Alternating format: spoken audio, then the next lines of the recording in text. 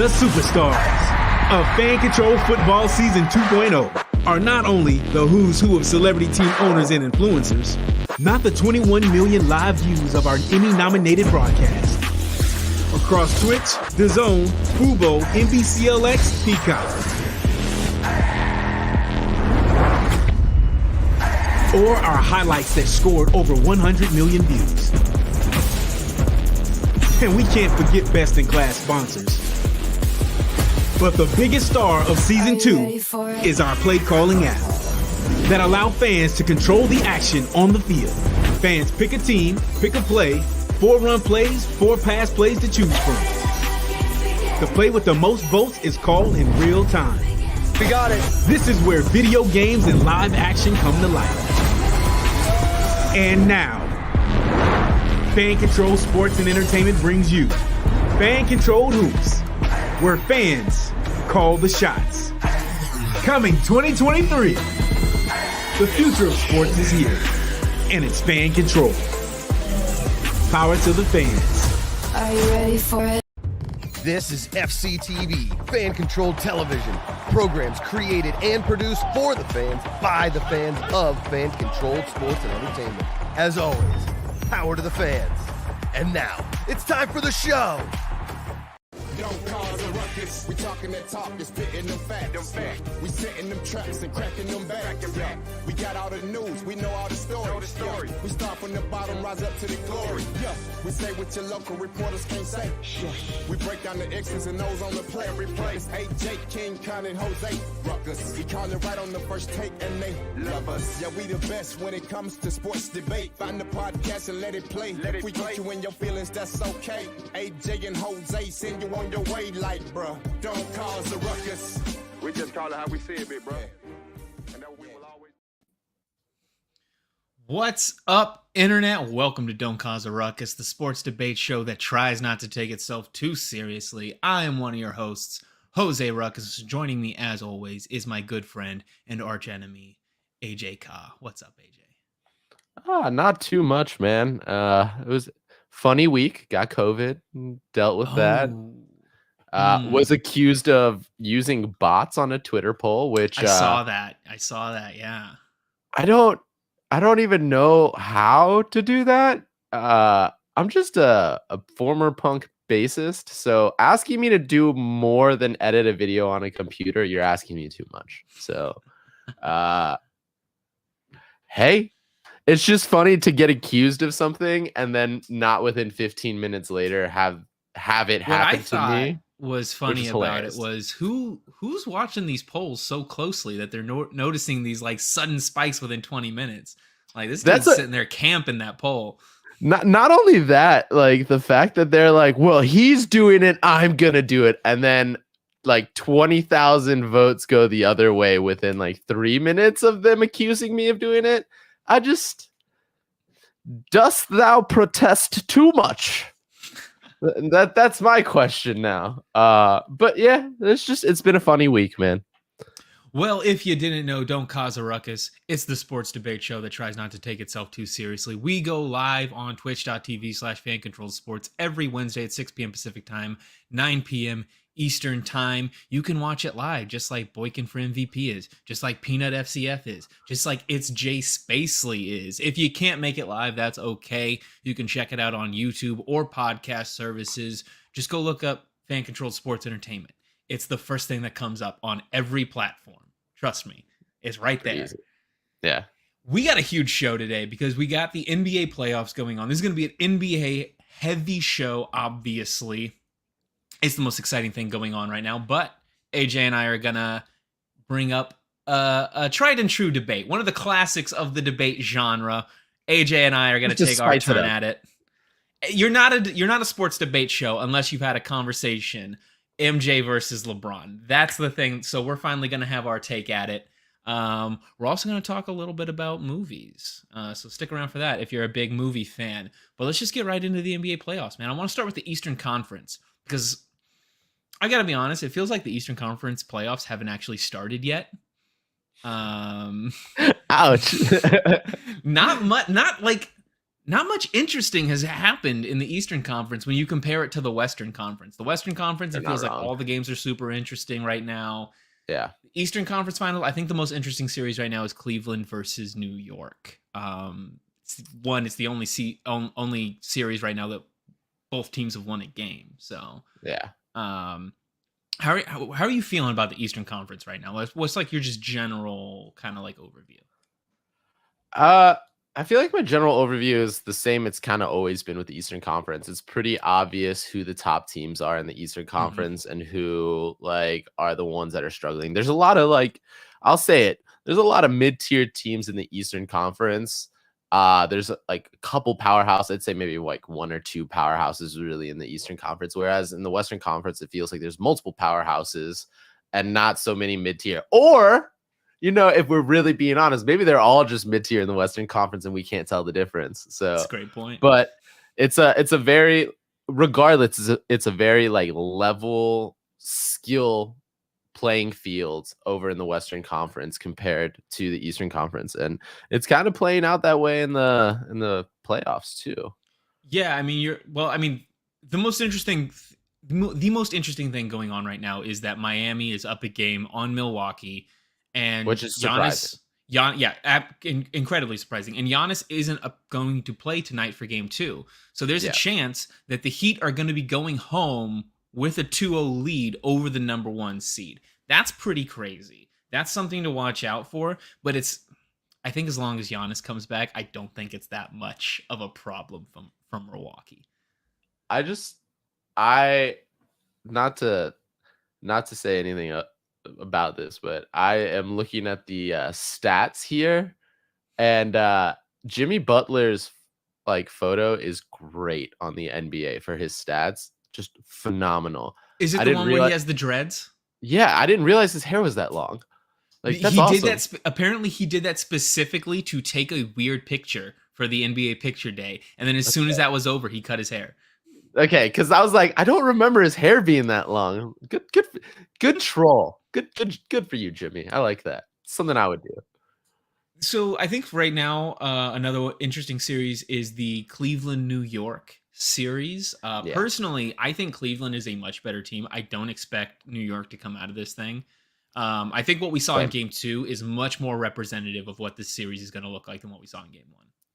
I 100% agree. I think this is another situation where Knicks are going to nick. I said this yesterday. I think the Knicks are playing above where they should be, but Tom Thibodeau will soon show his true colors. Like, this is a man who I've seen a lot of his career in Chicago, and the same thing happens every year. He has a consistent team, something that looks really solid and very let's say there's multifaceted.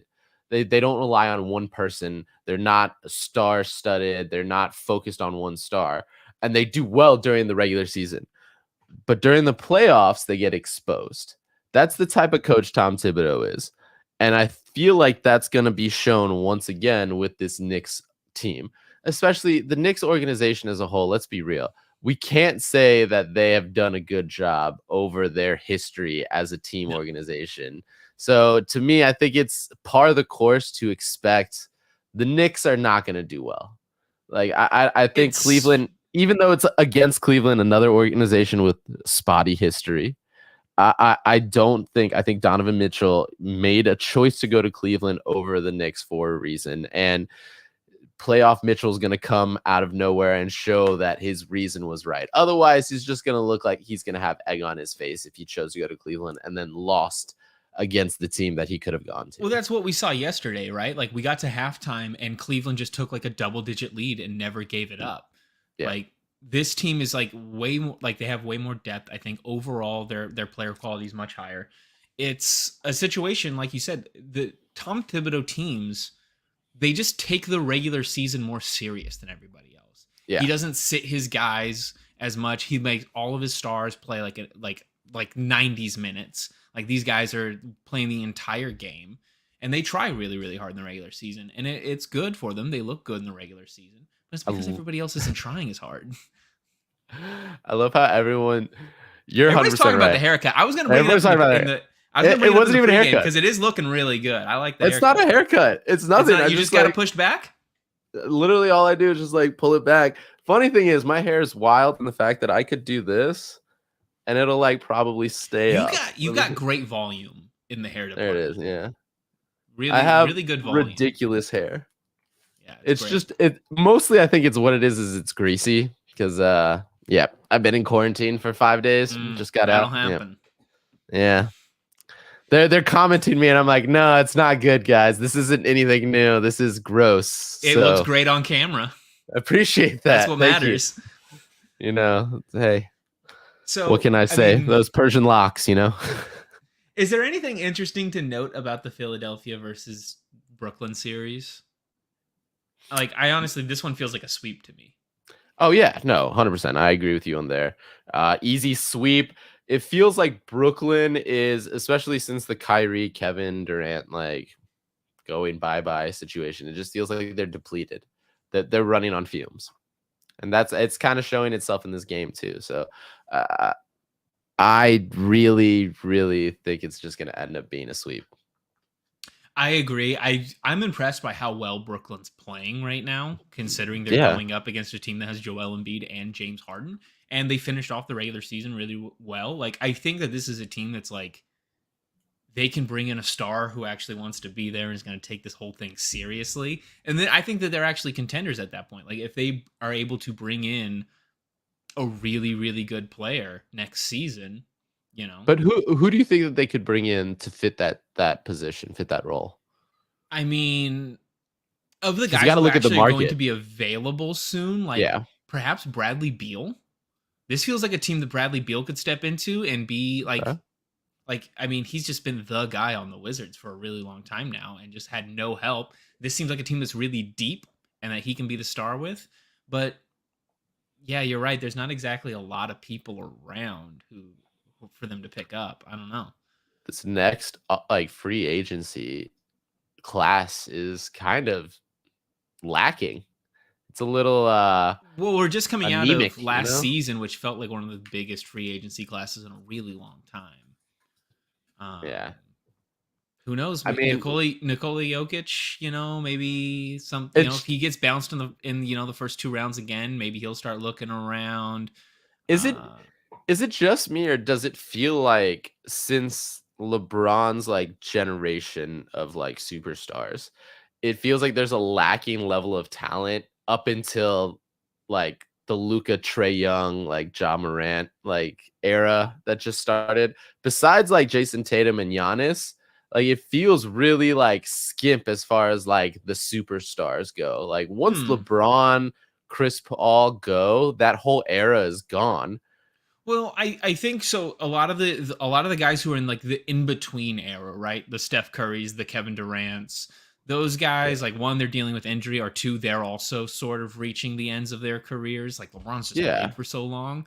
But I think we're on the rise with a lot of like, you know, there's still like Joel and Nikola Jokic, they're around, they're superstars. There are, you know, the Ja Morants, the very young guys who are coming up that just haven't like, you know, had a lot of opportunities to prove themselves. I think the stars are here right now. It's just that like LeBron's been dominating the league for the last 11, 12 years, taking up all the finals in the Eastern Conference. Like the guys, you know, the Jimmy Butlers, who in other, you know, times would have been called superstars, they're just haven't had a lot of chances. Well, the only reason why I say that is like I'm looking at the NBA free agents this next season, 2023. And it's like James Harden, Russell Westbrook, Chris Middleton, Kyrie Irving. And I'm like, old. Then you got Kristaps Porzingis. He's an arguable good guy. But then you got D'Angelo Russell. Yeah, both injury-ridden. Kevin Love, old. Okay, if you brought Chris Middleton and then you bring D'Angelo Russell back to the Nets with the team that they have right now, I feel like that's a really, really good team. Okay, I'll take that. But it's just, to me, it feels like this next free agent class is just a bunch of role players and people who are past their prime. Yeah, no, that's fair. I think we're at a weird, like, literally like a year ago was one of the best free agency classes in a very, very long time. So we might just be in this weird in-between era where this is just a year where not a lot. I mean, I feel like that Chris Middleton, D'Angelo, like that was one Those of are like the the top weakest. ends. Those were like one of Yeah, the that was the weakest weak drafts of drafts. all Yeah, time. So yeah, it really was. But yeah, I mean, honestly, I think the 76ers moving on easy peasy. I think, like I said, sweep. AJ, what's going on with the Hawks? I don't know, man. I'm gonna be real. I've always been real. I didn't think the Hawks were gonna move on to the playoffs. If they did, like, I thought it was gonna be against the Bucks. The Celtics, good team, man. I think they're gonna win it through. I hope that the Hawks win 2 or 3 games, like 1 or 2 games on the road, or technically at home for them, on the road for the Celtics. But I don't know, man. I think they need another season with Quinn Snyder at the helm, but you never know with these Hawks. They looked really good last night. They were in it to win it for a while, but there's just so many weapons on the Celtics. I said this before. They are hurting right now. They're dealing with a bunch of injuries to their backup and their bench, but their core, their starting lineup is still there, it's still good to go, and they got a lot of people on the roster. It doesn't matter that, Blake Griffin, aging superstar, Danilo Gallinari, former Hawk, like Mike Muscala, all these guys are hurt and they're not playing. It doesn't matter. They got Al Horford, who's enough to do what he needs to. This They team got was the in the backup finals players last year. Listen, they have experience. They're really they know good. what they're doing. Yeah. They just added more ammunition to what they had from last year. And the game says it all. Like yesterday, Trae Young wasn't having his best day. He admitted it. He openly said it. If they had a couple more shots go their way, it would have been a 1-1 series. I think genuinely there's still fight in Atlanta. This is a team that can take it to 7 games. Do I think it's going to happen? No. Do I want it to happen? Yeah, of course. Boykin saying Hawks in 6 or 7. I'm hoping Hawks in 7. I want to say Hawks in 7, but I'm going to say Celtics in 6. I'm going to say Celtics sweep. Oh, wow. You're not even going to give them a win. Not even, you can say gentleman's sweep. Give the Hawks a win. From what I've seen from the Hawks right now, I'm just not seeing any kind of fight in them. It's just, look, they're getting, these games have not even been close. Maybe you have a close first quarter like you did, last night, but this is not. Well, Hawks were winning up until the end of the second, and then it was a tie game, and then last couple of minutes in the second, Celtics pulled away. So I don't know, man. I don't think the Hawks can put together a complete basketball game against this team, which is one of the best defensive teams in the league. They have an amazing offense. I just don't think you can put a complete game against this Boston team with the quality of players that they have right now. I mean, I'm going to be honest. I'm starting to. Trae Young needs to add something to his game, or that he needs to not be the number 1 guy on a team. I think they need something else there in order to make this a successful team. I think they've always known that. I think that's why they got DeJounte Murray this past season. It's been a thing for a while saying that Trae Young shouldn't be the number 1 person. What he is the distributor. He is the point guard. And now what they had done with bringing DeJounte Murray in, they're forcing him to play off the ball. And that's something that he's getting used to. Not only that, they just got a brand new coach who needs to figure out a way to implement these guys better and utilize both of them to their talents. Yesterday, if you were watching the game, DeJounte Murray was doing well. He ended up taking over the game because he needed to. Trae Young was having, once again, an off night. And I genuinely think that 100% you're right. I think they need to, personally, what I would have done is try to, ship John Collins, Clint Capella, maybe DeAndre Hunter to try to get someone like a Kevin Durant. It's too late now. Dude's in Phoenix. But something along those lines to take that burden off of Trae Young, 100%. I agree with you. I think it's a similar situation like Dallas. Kyrie's not the type of person to play alongside Luka. Luka needs another type of all-star to take the load off. I don't think Luka's a number one either. Both guys have similar issues, in my opinion. And I just think I personally think that they could potentially overcome it and get to a point where they're playing like Sacramento is. But they need a full year under the helm of Coach Snyder.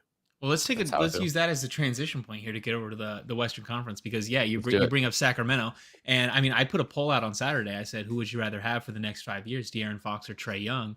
62.5% of people said they'd rather have De'Aaron Fox. De'Aaron Fox right now. I told you earlier in this season, and you didn't believe me. I told you De'Aaron Fox was nice. I told you this dude's gonna be a star. Nice. I always thought he was a star. I don't think he's better than Trae Young still. I do. And like, especially in the clutch right now, at the end of games, he's the best player in the league. He's playing well. He's playing dang well. I've got some stats for you. This season, De'Aaron Fox, number 1 in the league in clutch points. 52.9% field goal percentage in the clutch. First in fourth quarter buckets. Nobody else is putting up more points in the fourth quarter than De'Aaron Fox is right now. Dude, he's a killer in the fourth quarter. Yeah, most points in this season, 194 in the since LeBron James in 2018. He's going off. When the game comes down to it, when the game is on the line, nobody's better than De'Aaron Fox. And the depth of this Kings team, dude, it's blowing my mind. Sabonis is out there playing him. Dude, I knew Sabonis was a good player when he was in Indiana. I didn't know he was this kind of player. Oh, it was a great pickup for Sacramento to get him. Not only that, Kevin Huerter, great bench pickup for them. The Red Velvet, man. We've been talking about it. Like, former Hawk, I love him. I got to see him his first 2 years as a Hawk, see him develop. The man has a very nice stroke from 3-point range. I'm excited for. I want them to beat Golden State. Like, as much as like I don't think it's gonna happen. I don't think it's gonna happen. I think Golden State's gonna win it out. Unfortunately, oh no, I don't. I think that I'm putting money Kings sweep. Really, sweeping the Warriors. You're getting very bold with these sweeps, Kings man. You're saying everybody's sweeping. Kings are sweeping. All right. When I watch this team play basketball, normally in this situation, the Kings, this roster is their first time making it to the playoffs. You expect them to have some of this like inexperience, some of this rust on them. When you actually watch this game, the Warriors versus the Kings, the Warriors look like the team who haven't been here. The Warriors are looking like the team who like they're confused about what's going on. They fall apart. The Kings get these easy Sacramento buckets. Looks fluid. Their offense, they play so fast. People thought that they wouldn't be very good on defense, but like when you watch them play defense, it's like the only way that the Warriors are able to score on them is if Steph can beat the first man. If he can't do that, they're like almost hitting the shot clock every time. They're just like the Kings want this so much more than the Warriors do, man. Not only that, the Warriors are in a tough predicament with Draymond being out for the game with that 1 game suspension. We'll get to that in a second. But I was surprised by that, like genuinely, but I was not. Some of the other games in this, I mean, we could tell the Denver Minnesota thing. It feels a lot like some of these Eastern Conference. That's a things. Sweep. Easy sweep. Minnesota barely looks like they're even playing basketball out there. The LA Phoenix series. This is looking like Clips Phoenix. Okay, so this is the one that I want to get your opinion on. Who do you think is going to pull it out? Ultimately, I do think that Phoenix is going to get this. I do think that LA is going to push them to 6 or 7 games. LA, I mean, if they had Paul George, I think that this would be like a really it would be a different, really competitive series. It already is, but like I'd be willing to give the Clippers the series if they had Paul George. But 100%. Like, when you're watching these games, I think LA cares about the series more than Phoenix does. I think it's a situation where Phoenix isn't taking the Clippers as seriously as they should. They're already looking on to the next round. They're looking at Denver. They're not even looking at the Timberwolves. They're not looking at the Clippers. They're just looking at Denver right now, and they're not focusing on the people in front of them. And I think that's going to be. I don't want to say it's their downfall because I do. It was their think downfall last season. That's I do exactly think that's what they the did last Suns. season. The Suns are gonna win it though. Like, let's be real. But I think it's The gonna Sun- take them longer. Last season, the Suns thought they were going to walk by Dallas. It wasn't going to be a problem, and then they just got completely blown out there at the end. That's kind of what's happening right now. This team, they went to the finals 2 years ago, and they're acting like they're this, like they can win the West whenever they want to.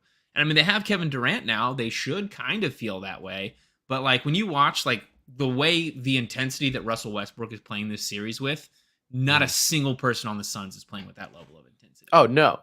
But the funny thing about Russ is he's playing amazing defense. Yep.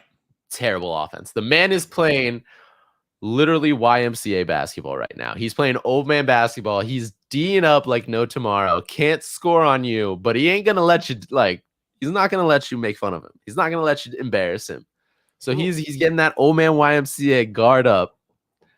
Honestly, I think that's what they mostly need. Like, I mean, we're talking about Kawhi. Kawhi's defense has dropped off in the last couple of years just due to injuries and That's stuff. true. He is not, where he was He's 5 years ago, the best defender in the NBA, maybe the best defender of all time at some points. But his offensive game is back. You're watching him play. He's playing like he did against the Warriors, where it just feels like every shot that he takes goes in. So if they can have Russell Westbrook helping out on the defense and letting these other guys do the scoring, that's, I think, the formula that you need to beat the Suns team. I don't disagree with you, but I do think it would be. I think the Suns are going to pull it out. But if the Clips had Paul George, it'd be the other way around. I do agree with you on that. I think the only other thing you talk about here is the Memphis versus Lakers. Yep. Ja Morant out with an injury, and I think the Lakers are going to move through. I do too, because it's LeBron. LeBron, even though he's not the GOAT, he does have the ability to show up in the playoffs like no other person has in a long time. And I hate to say it, somehow he's magical in the postseason. Like, he gets a team that shouldn't be in the playoffs, barely gets into the playoffs, and he's gonna take them to the finals somehow. I don't think he's gonna win. I don't know if he's gonna even make it to the actual NBA finals, but he will probably make it to the conference finals. Well, I'll tell you this. I said this on the show last week. No play-in team for the 2 years that we've had the play-in now. No play-in teams ever won a playoff series. They get in, they get bounced immediately. LeBron James gonna add another record to the book. First person first play-in team to beat a team and beat the 2 seed. No less, yeah. Well, let's be real. The Grizzlies haven't been the same since Ja Morant pulled out, Yep. No, they really haven't. His personal side issues that have been going on outside of the court. So I want to give this to LeBron, I think you also got to play into the fact that there's some mental gymnastics going on in the Grizzlies camp too. When you're looking at the depth of this Lakers team right now, where like in game 1, you're seeing Rui Hachimura and Austin Reeves take over games and stuff, which is, in the playoffs, that's what you need. Sometimes you need the 4th and 5th guy on your team to win a game. I think I can put the Lakers up against any team in the Western Conference. I feel like I'm comfortable saying the Lakers have a shot. And there's not some of these teams, I'm not comfortable saying that.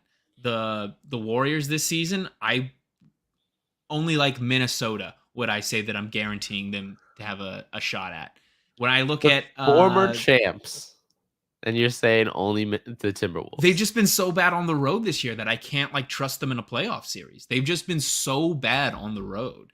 And I'm going to be honest, Jordan Poole, what happened to this dude? He is not the same player that he was last year. He got punched in the face by Draymond once. Yeah, I think that the Warriors are in collapse right now. And you're having these guys who were stars last year just get crushed under the weight of this team. When I look at the Lakers, the way that they're playing right now, the roster, shout out to Rob Pelinka, dude. At the beginning of this season, you and I were sitting here laughing at this Lakers team, one of the worst teams ever put together with the amount of money that they had spent. They looked horrible. Didn't think that they were going to make the playoffs. At the All-Star break, They just put together this. They move some stuff around. They get rid of Russell Westbrook. They get rid of Pat Bev, and all of a sudden, like, this is a team that I'm looking like. I don't know about the Eastern Conference. I don't know if they can take on Milwaukee. I don't know if they can take on the Celtics. But in the Western Conference, I think they can beat the Nuggets. Okay. I mean, I don't agree, but I'm glad you feel that way. I do think that genuinely, I think like when you compare the two sides, like it's hard to really see a team besides the Nuggets matching up well against like say the Bucks and the 76ers. But take another like look at the other side of the Western Conference, like the Kings. I think they're the type of team that it's so spread evenly besides Fox, the talent on that team, that they don't know where it's coming from each night. It's the best offense in NBA history by almost every metric.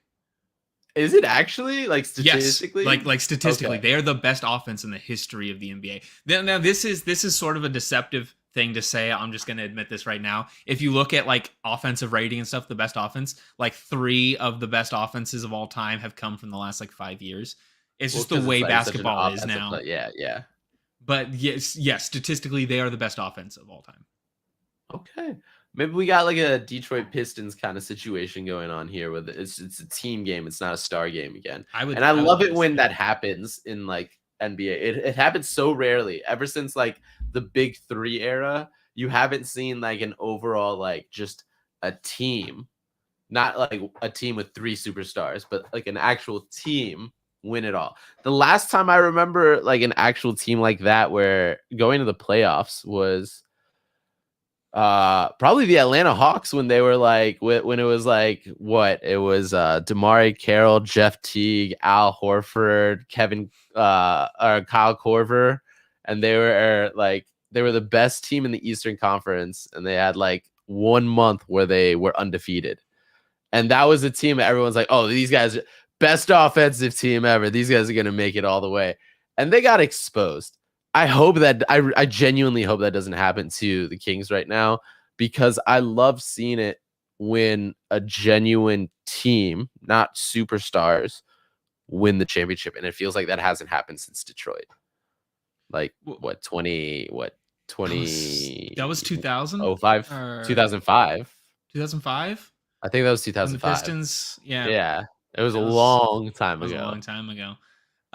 So let's just build off the Western Conference here. Draymond Green suspended for 1 game for stomping on Sabonis's chest. Sabonis, I mean, he did grab Draymond's leg. I don't know if that deserves a stomp. I think that honestly he was suspended more for the sort of like going at the crowd afterwards. Yeah. Adam Silver was in the stadium that game while that was going on. That's just my takeaway from it. AJ, what do you think? Has the NBA gone too far with suspending Draymond Green? I don't think you've ever seen really a player suspended a game for this. He hasn't hit his limit on technicals. Yeah. I'm gonna be honest, I was a little shocked. I genuinely thought that the getting ejected from the game for both Sabonis and Green, I thought that was an appropriate response by the referee. I genuinely wasn't expecting them to really influence the playoffs by suspending Draymond. Expected a fine, sure, but there's always the argument to be like he was trying to shake him off his leg. There's so many ways you can try to like flip it or spin it to like make it seem like it wasn't as bad as it really was. Me personally, shocked. Do I think it's unfair? No. Like you said, he went at the crowd. Like they don't want a Malice in the Palace part 2. They never want that again. That's a black eye in the history of the NBA that they never want to happen again. And this is their opportunity to kind of nip it in the bud. By doing this and saying, hey, don't even get near the crowd. I think they're trying to set a precedent. Do I think it's appropriate? Sure. Do I think it's the right thing to do? No. I think this is going to influence the playoffs way too much. And if the Kings win this next game, that's pretty much it for the Warriors, man. Yep. I don't see it really coming back. Like, you can say it comes back, LeBron James has done that before, but it's LeBron James. Like, the man is an anomaly. I know I'm giving you a lot of fuel. Let's get into it, AJ. Let's do it right now. I want to talk about it. The GOAT debate. All right. Who's the greatest of all time? You say Michael Jordan. I'm going to say LeBron James. I'm going to give you the floor to start it off because, like you said, you've been tossing in some ammo to me throughout the show, giving LeBron a couple points here and there. So I'm just going to let you go right now. You have the floor. Who's the greatest basketball player of all time? Okay. It's obvious. The best basketball player of all time is Michael Jordan. All right. 23. It is still one of the most bought jerseys in all of NBA in the current day. So let's just take that into consideration. Not only that, the man built an entire shoe company. To this day, those shoes are still sought after to a point that people make counterfeits on the regular just to get an Air Jordan. Whether it's fake or real, hey, that's besides the point.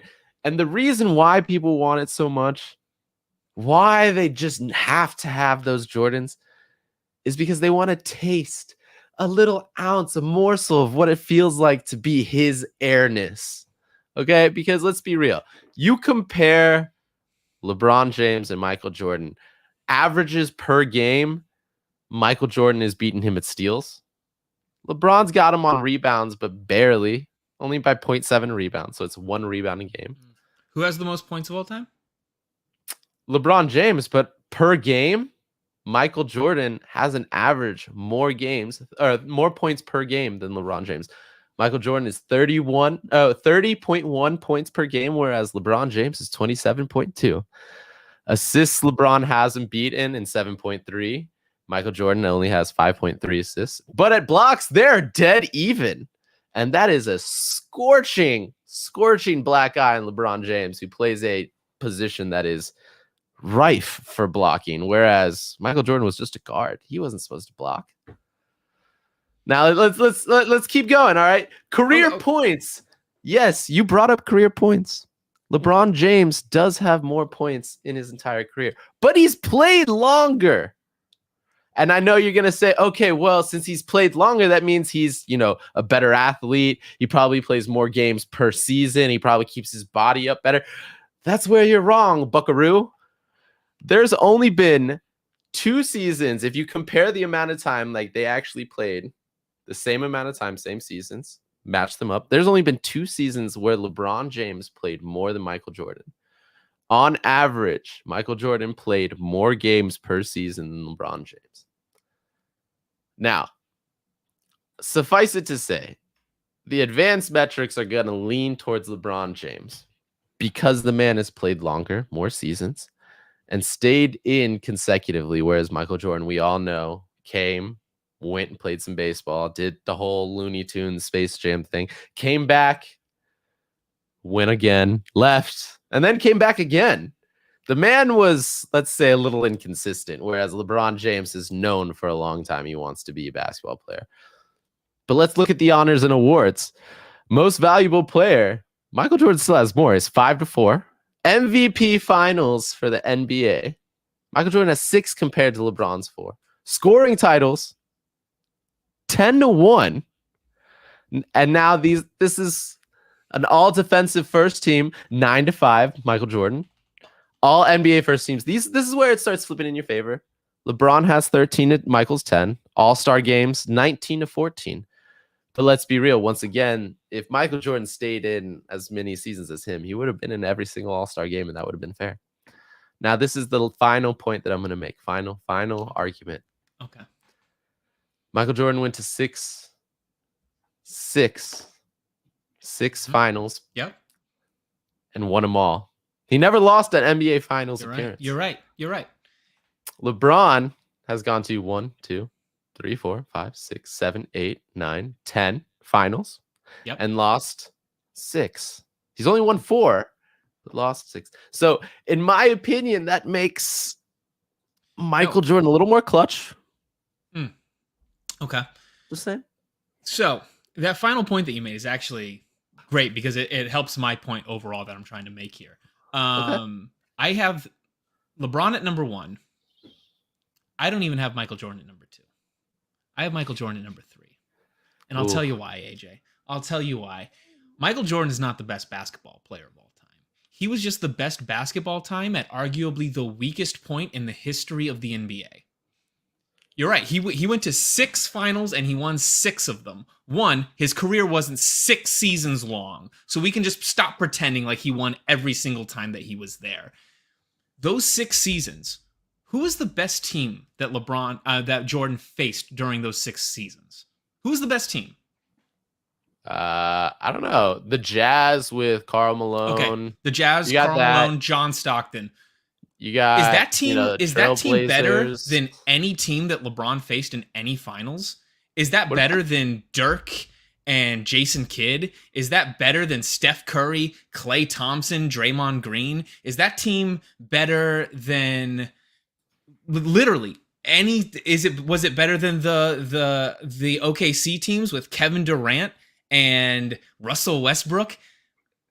What about Magic Johnson, James Worthy, Vlade Divac, Larry Drew? Oh yes, so he played Magic Johnson Lakers? in his final season before he left the league because he had a disease. James Worthy during his last season. Kareem Abdul-Jabbar had already left the team. Byron Scott ripped his ankle in half right before the game. It was the weakest version of that Lakers team that they ever put together. I don't know, man. I don't know. Just saying. You look at Michael Jordan before Scottie Pippen got there. We talk like everybody talks about, like, oh, he's 6-0 in the finals. He got swept in the first round twice. Like, he's this big clutch guy. He won 1 playoff game before Scottie Pippen got there. A single playoff game. You got Reggie Miller and his Pacers. You got who was the second best player? Thomas. Who was the second best player on that Pacers team? Rick Smits. Rick Smits. Is there a single player that LeBron has played against in a finals who is worse than Rick Smits? I mean, yeah. He played against the Supersonics. Gary Payton, Clyde Drexler, and Detlef Schrempf. Sean Kemp too. What team has LeBron faced that was worse than that team? I mean, there have been teams like not in the finals. Name the teams. Name the team that LeBron went to the finals who was worse than that team. All right, how about this? This is a good team. Charles Barkley's sons. You got Richard Dumas, Danny Ainge, Tom Chambers, Charles Barkley. That's a good team. Okay. Was that better than the Mavericks? Because I mean Dirk and Charles played the same position and Dirk is much better. Jason Kidd is one of the best point guards of all time. Second only to John Stockton in assists. O'Neal, Hardaway, Horace Grant. Oh, the team that Jordan lost to in the Eastern Conference Finals? The only time he had to play a good team, he lost? Well, yeah, it's true. That's interesting, isn't it? I brought that up. Yeah. All right. No. New York Knicks, John Starks, Patrick Ewing. That's a good team. That was a good Knicks they had team. that was arguably the best Knicks team. John Starks isn't a top 50 player of all time.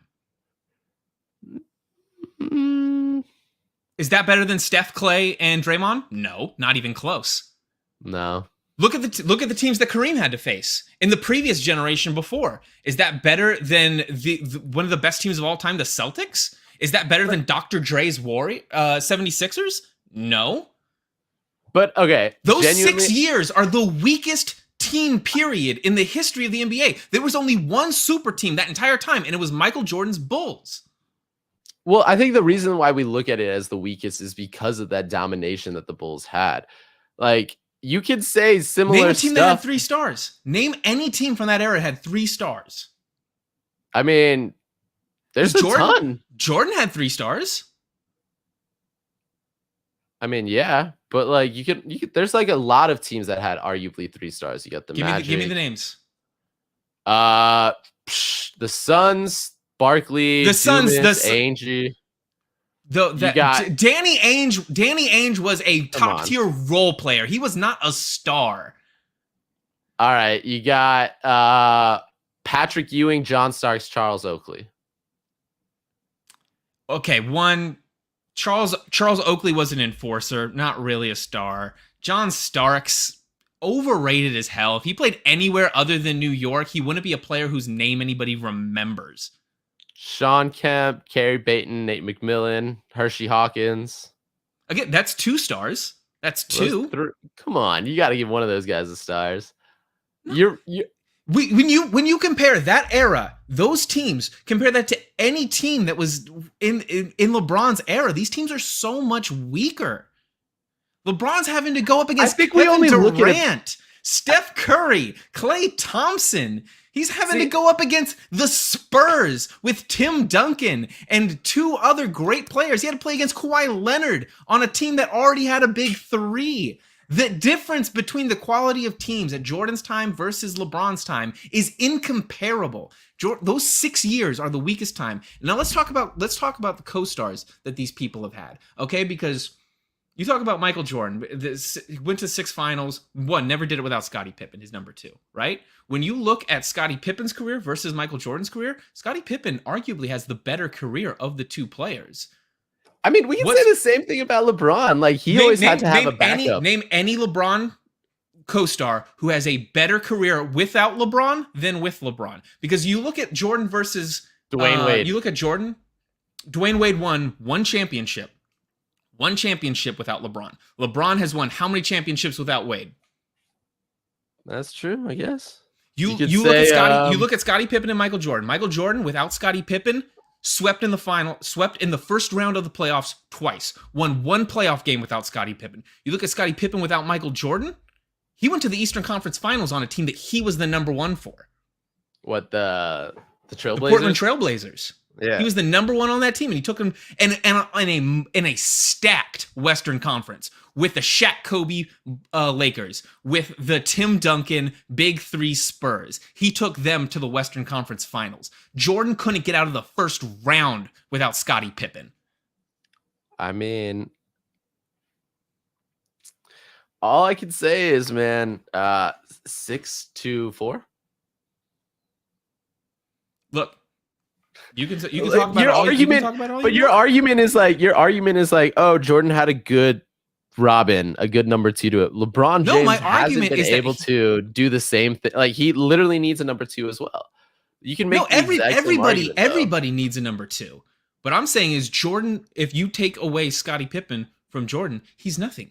His career is not noteworthy at all.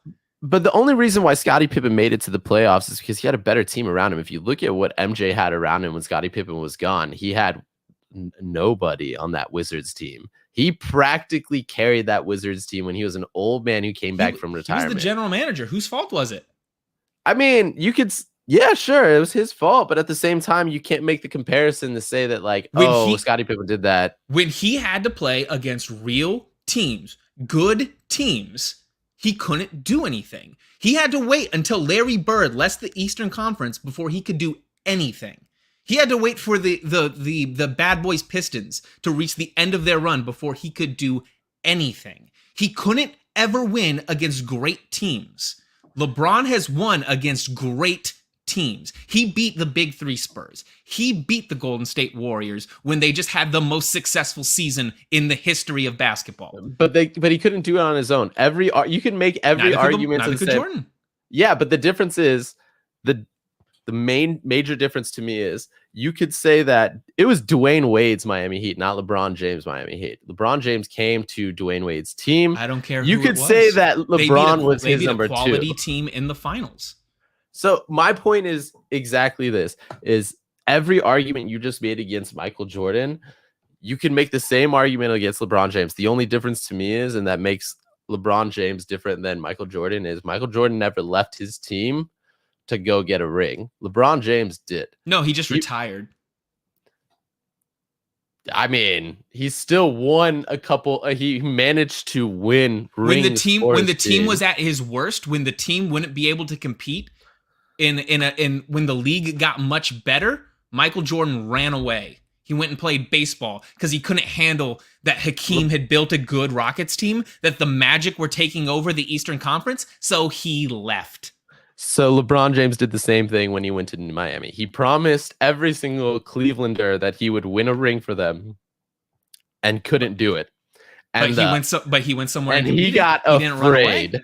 No, he got afraid. He ran. He left Cleveland. He went to Miami because he needed to work with somebody who was better than him and prove that he can win it. Somebody who had been there, had won it before in Dwayne Wade. And he may not have had a better run without LeBron James, but Dwayne Wade has won a ring without LeBron James too. That's fine. So the point that I'm trying to make is you could say that D Wade is better than LeBron James. You can make that argument. And is say he the better same than thing. Scottie Pippen? Is D Wade better than Scottie Pippen? Yeah. Don't What? be ridiculous. Come Don't on. be ridiculous. Come on. You're giving Scottie Pippen too much credit, and you're giving LeBron James too much credit. Scottie Pippen is one of the best players of all time. What are you talking about? If he's one of the best players from all time, why is Michael Jordan's son with his wife right now? What does that have to do with basketball?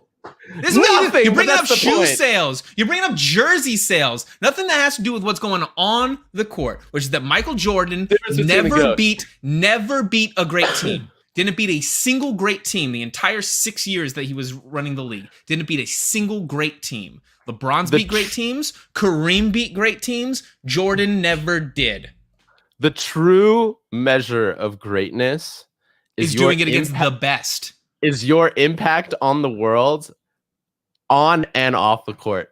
And you can say that Michael Jordan has had a bigger impact on the world as a whole on and off the court. Okay, so Kyrie Irving's a better basketball player than Kareem Abdul-Jabbar because he has a shoe deal?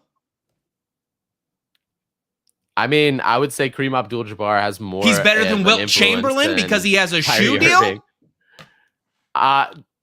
I don't think so, because those two specifically are legends in their own right. And anytime you bring up arguments not Kareem Abdul-Jabbar to Kyrie Irving, everyone's going to be like, oh, Kareem is better than Kyrie. Why could Jordan never get it done against a great team? Why? You could say the same thing about LeBron. Why couldn't he get it done without another He beat the superstar? Warriors. He beat the Spurs. No, it doesn't matter if he had another one. Before Scottie Pippen got there, he had Horace Grant. He had a superstar. Saying Horace Grant is a superstar is a little bit of a stretch. Horace Grant was one of the best players in the league for multiple years. He was great. He was great on the Bulls. He was great on the Magic. Horace Grant was a really good player. He had Horace Grant. Why was he never able to beat a great team? He even had Scottie Pippen there for a year and he wasn't able to beat a great team. He got swept by the Celtics. Why couldn't Jordan beat a great team? When he faced the Celtics, he lost. When he faced the Pistons, he lost. Why? You can say the same. You can genuinely say the same thing about LeBron. But LeBron overcame great teams.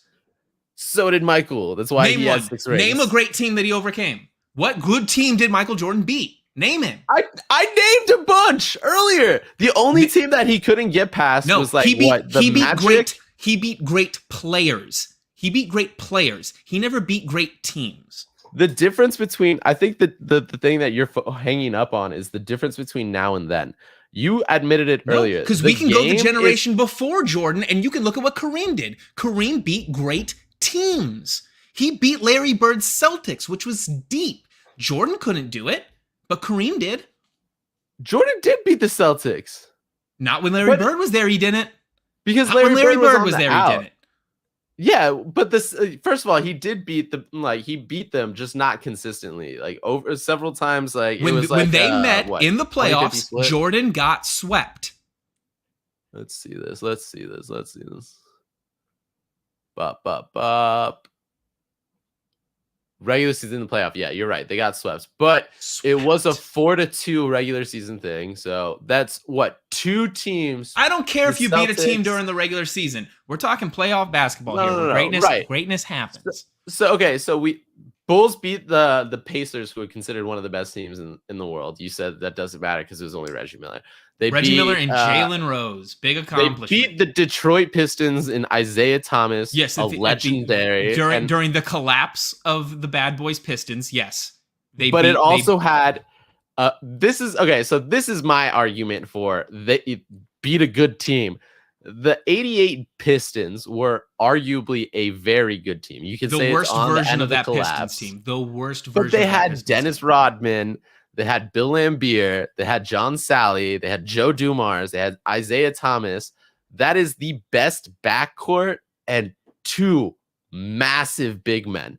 And he beat them handedly in the playoffs 4-1. So you ask what a good team they beat them, the bad boys. You could say they were on the end of their thing, but the reason why they blew up is because of Michael Jordan's dominance. That is, on paper, a dominant team. No, they were collapsing. They were collapsing during the regular season.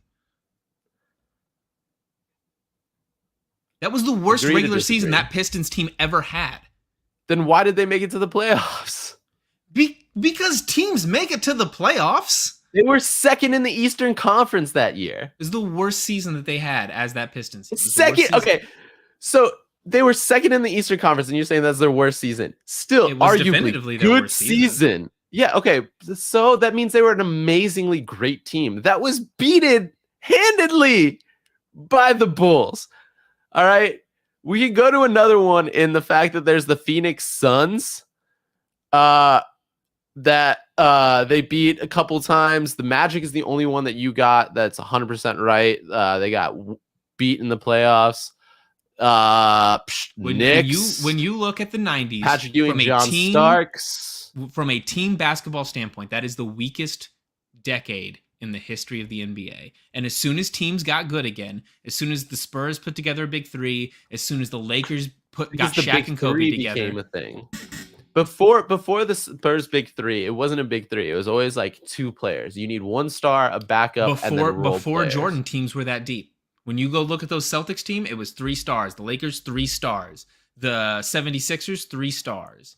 Teams were better before Jordan got there. Teams were better after Jordan left. That is the weakest period in the history of basketball. That's a weak argument, just to be like, all right, so then this one guy came around and he was dominant. Everybody loves him. Everybody's wearing his jersey. Weak. Just weak. It was a weak period. No, man. When you compare the lineup of teams before and after, those eras were better teams in that era. See, like, this is the fun thing about computers is we can look this up, but we actually don't have time, AJ. We got to end the show. There it is. No off the top today because we got too angry. Off the top 3. We debated this subject because this is what this topic does. You got heated. Is why everybody goes into it. I think I provided a fantastic argument that you couldn't overcome. No, I genuinely feel like you just started yelling when you were like angry. If you didn't know, don't cause a ruckus. It's the sports debate show that tries not to take itself too seriously. We go live on twitch.tv/fancontrolled sports every Wednesday at 9 p.m. Pacific time, 9 p.m. Eastern time, 6 p.m. Pacific time. You can watch it live, just like Boykin for MVP is, just like It's Jay Spacely is, just like Jason Wright is. Never mind Jason Wright. He's wrong. Just because he said I win.